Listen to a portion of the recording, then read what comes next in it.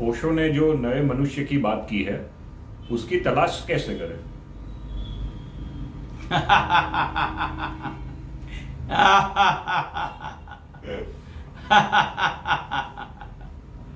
नमस्कार। वो तुम ही हो नए मनुष्य। ये मनुष्य कहीं बाहर ढूंढने जैसा नहीं है, और ऐसा नहीं कि कोई एलियन आएगा और ऊपर की दुनिया से कोई नया मनुष्य आएगा। मनुष्य हमें ही होना है, नया मनुष्य हमें ही होना है। और हमारे एक एक सेल जो पुराने हो गए हैं, डेड सेल हो गए हैं, इस शरीर के सेल में, छोटे छोटे सेल में कंप्लेन जो भर गई है, उस कंप्लेन को मिटाना है। जो जीवन के दुख दर्द को याद करके हम दुखी होते हैं, उसी जीवन को सेलिब्रेशन से भर देना है। और आपको बताने में मुझे आनंद हो रहा है कि हजारों हजारों लोग ध्यान करते हैं, और आज ओशो के बहुत सारे सन्यासी, महायोगी श्री तवरिया जी के रिफाइनिंग करने वाले बहुत सारे साधक मित्र, ऐसे अनेक अनेक परंपराओं में भी और लोग भी हैं जो धीरे धीरे धीरे नए मनुष्य बन रहे हैं। नया मनुष्य एक दिन में नहीं होगा। आपके सेल सेल में जो पीड़ा है, दर्द है, उसका रूपांतरण होगा। तो सेल को रूपांतरित करना है, बाहर से मनुष्य को रूपांतरित नहीं करना है। ना तीला टपका, माला या छाप तिलक कुछ करने की जरूरत नहीं है। कपड़े भगवा पहनो, सफ़ेद पहनो, कोई मतलब नहीं। सादी सीधी बात एक ही है, अपने भीतर के सेल को बदलो। शरीर का जो पहला तबक्का है, पहला जो पोर्शन है जिसे हम देखते हैं, वो स्थूल शरीर है। तो स्थूल शरीर के सेल सेल में पीड़ा भर गई है, दर्द भर गया है, कंप्लेनिंग भर गई है। तो आप जितने आनंद से रहोगे, हंसते गाते रहोगे, नाचते खेलते रहोगे और ध्यान करते रहोगे, हंसी बात, खेली बात, झरी बात, ध्यानम की जो पोजीशन होगी, तो वैसे वैसे तुम नए मनुष्य बनते जाओगे। तो नए मनुष्य की तलाश नहीं करनी है। नए मनुष्य में जो आने वाली समय में जो बनने वाली घटनाएं है, वह यही है कि एक तो उसका एटीट्यूड है, लाइफ एटीट्यूड एफर्मेटिव होगा, पॉजिटिव होगा। दूसरा, नया मनुष्य जो है वो आनंद, प्रेम और शांति से भर जाएगा। वो पैसों के लिए कुछ गलत करने का सोचेगा नहीं।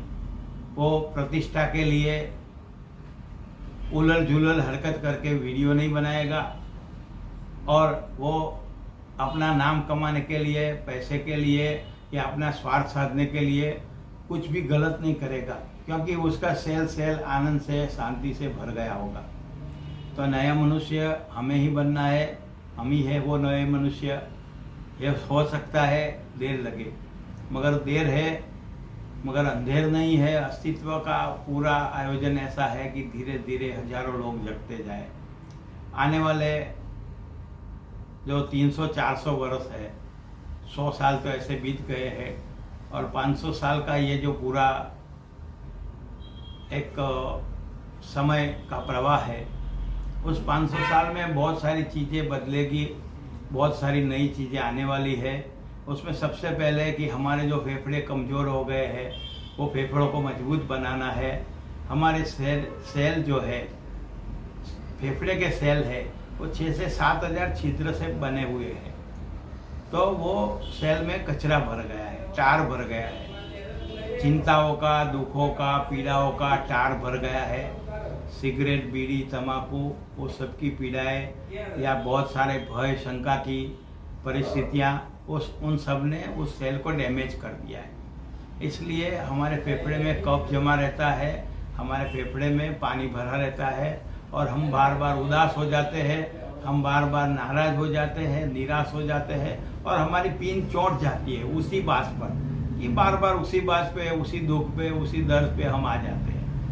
तो ये जो सारी प्रक्रिया है, तो उसके लिए 2 उपाय बताए हैं। 2 बुद्ध पुरुष है, एक महायोगी श्री तवरिया जी, उन्होंने रिफाइनिंग और 3 स्टेप ब्रीदिंग बताया है, और दूसरा जो उपाय बताया है ओशो ने, सक्रिय ध्यान, विपस्सना और नाद ब्रह्म, नटराज, कुंडलिनी मेडिटेशन, दूसरे भी मेडिटेशन की विधियाँ ओशो ने बताई है। तो ये जो सारी प्रक्रिया करोगे तो फेफड़े सबसे पहले आपके शुद्ध होंगे, तो आपके फेफड़ों में शुद्ध हवा भरेगी, तो प्रदूषण की इफेक्ट नहीं होगी, आपका जीवन आनंद, प्रेम और शांति से भर जाएगा। तो ये बात समझने जैसी है कि नया मनुष्य बनने के लिए सबसे पहले स्वस्थ शरीर हो और डैमेज हो गया हो उसके लिए उपाय कर सके उतने उपाय करने हैं, और अवेयरनेस, बॉडी अवेयरनेस से शुरू करना है। फिर माइंड में जो कचरा भरा है मेमोरी का, वो मेमोरी साफ करनी है, वो ध्यान और योग से होगी। तो माइंड की और इमोशन की जो हमारे भीतर ज़्यादा सेंसिटिविटी हो जाती है, उसकी वजह से हम बार बार दुखी हो जाते हैं। किसी ने मुझे ऐसा कहा, उसने मुझे ऐसा सुनाया, मेरे बारे में सोशल मीडिया में ऐसा कहा गया, किसी ने मुझे ऐसी गाली दी, ऐसी बहुत सारी पुरानी नई बातें याद करके हम दुखी रहते हैं, पीड़ा में भरे रहते हैं। तो उसको हमें समझना है कि वो इमोशनली हम डिस्टर्ब हो गए हैं।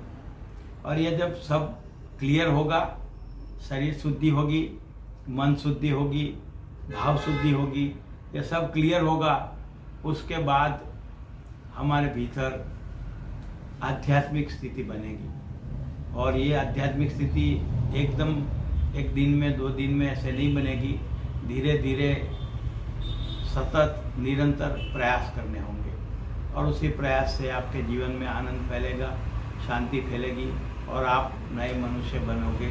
और उसके लिए आपके प्रयास जारी रहे।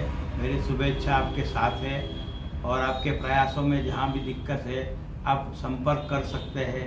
आपको जहाँ भी गाइडेंस की ज़रूरत होती है वो भीतर से भी मिल सकता है, बाहर से इन्फॉर्मेशन भी मिलेगी। तो आप प्रयास जारी रखें, आपके जीवन में आनंद, प्रेम और शांति फैल जाए। इस संदेश के साथ यहाँ रुकता हूँ।